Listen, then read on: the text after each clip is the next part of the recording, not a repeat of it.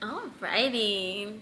Hey, what's up you guys? Welcome back to the vlog channel. I am so excited. Today we're going to be filming my May TBR. So my May TBR is going to be including some new releases, some fun stuff. If you guys want to keep up with everything that I'm reading, I recently switched over to Fable, so all my links will be down below. I also post on Instagram and TikTok quite often what I'm reading, so everything will be linked down below. And if you guys haven't yet, go check out the latest podcast episode. We talk all things bookish and maybe some controversial things, so yeah. So we're gonna start with the new releases for this past April. So we had two books come out in April. We had Fearless and we had Enchantra. And if you guys haven't checked out my reading blogs, you wouldn't know, but now you know. I just read Phantasma last month, so I feel like I want to read Enchantra while it is fresh in my mind because I don't want to forget everything and have to do a reread later on, and I'm very excited. If you guys don't know, this is the second book in the duology written by Kaylee Smith. The first book follows Ophelia, who is entered into these trials to try and find her sister, who she believes has gone off and entered these deadly trials to save their family's home, which they have just inherited because her mother passes away. And I loved this. I gave this a 4.75 stars, I believe. And it is one of my favorite fantasy romances. It is dark academia. It is moody. It is so good. Blackwell. It was such a fun time. I highly recommend you guys go check this out. And I believe Enchantra follows her sister Genevieve, who is kind of the more younger, cutesy, more innocent of the two sisters, because she was shielded a lot from what Ophi wasn't shielded from, which was their family business, which is necromancy. And I believe this follows her love story. I'm sure we'll get to see some of Blackwell and Ophi in this book, so very much looking forward to it. And this one does seem to be a little bit shorter than Phantasma, so I don't think, well, actually they might be the exact same. Let's compare spines. No, it's a little bit shorter. It's a little bit shorter. Let's see, Phantasma was almost 900 pages. 900 pages. It was almost 500 pages. This one's about 80 pages shorter, so it's about 425 pages. So I feel like this is pretty doable. The next new release that I'm going to be reading is Fearless by Lauren Roberts. Okay, let's talk about it. Just a really quick recap for you guys about how I feel about this book. Maybe. If you're not looking for something too crazy, too complex, too high fantasy, you really just love yearning and you really just love a cute little romantasy, this has all of the things that you need. It has all the bells and whistles. Chef's kiss. This is what you should read next, and this, just be prepared to have your heart ripped out of your chest and just eaten and then put back in. That's how this book feels. Now, Reckless. Reckless. What do I have to say about Reckless? I'm sorry, this was just bad. This was bad, and if you want to read this trilogy, literally you could just read the first 50 pages of this and then read the last 50 pages of this and you would get it. It's the same thing for the in-between. Yeah, unfortunately, Lauren did not, she missed with this, but the last 50 pages were pretty good. Very good. And important to the next book. So yeah, that being the way that I feel about the trilogy, I wasn't originally going to read Fearless. I honestly didn't care to pre-order it. But as soon as I saw everybody getting in, I was starting to get FOMO. I'm gonna be honest with you. And so out of FOMO, I'm gonna be reading Fearless. And as you guys can tell, I got the Walmart edition, which has the artwork of her and Kai. The glare is not my friend today, but oh yes, Miss Girl. Ugh. And I have heard that the yearning in this is really, really good. I've heard really good things about this one, and people have said that Lauren seems to redeem herself with this. So hopefully it's a fun read. I'm sure it'll be an easy, fast, quick read for me because her writing isn't extremely complex, and that's kind of a good thing when you're trying to get through a book. So very excited and interested to see how this wraps up because the way that book 2 ended, I'm scared.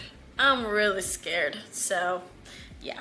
So I have been on a super big mystery thriller kick, and this I've heard is pretty good, and I believe it's YA, but it is Holly Jackson's A Good Girl's Guide to Murder. It's a pretty popular book. I'm sure you've probably seen it out there, but I've just been falling back into love with this like mystery thriller vibe, and this seems like a great place to start, and I've had it for a while. And again, all these books have been on my TBR for a minute. None of these books are new.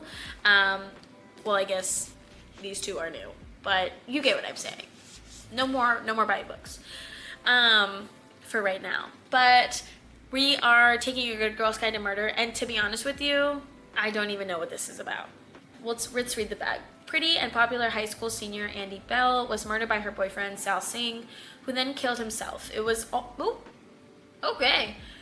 anyone could talk about. And 5 years later, Pip sees how the tragedy still haunts her town. Now a senior herself, Pip decides to re-examine the closed case for her final project, at first just to cast doubt on the original investigation, but soon she discovers the trail of dark secrets that might actually prove Sal innocent. And the line between past and present begins to blur. Someone in Fairview doesn't want Pip digging around for answers, and now her own life might be in danger. Oh, that sounds really interesting, actually. That sounds like a good time. Okay, slay. I can work with that. The next book that I have picked out, we'll see. It's been a minute since I've read like a billionaire romance, and for my book club this month, we are going to be reading a dark romance as well on top of my TBR, so I don't know if I'll get to this. I got this for my birthday probably like 2 years ago from my old book club, and it's called Beautiful Bastard, and it's basically a billionaire dark romance. And that's literally all I know about it.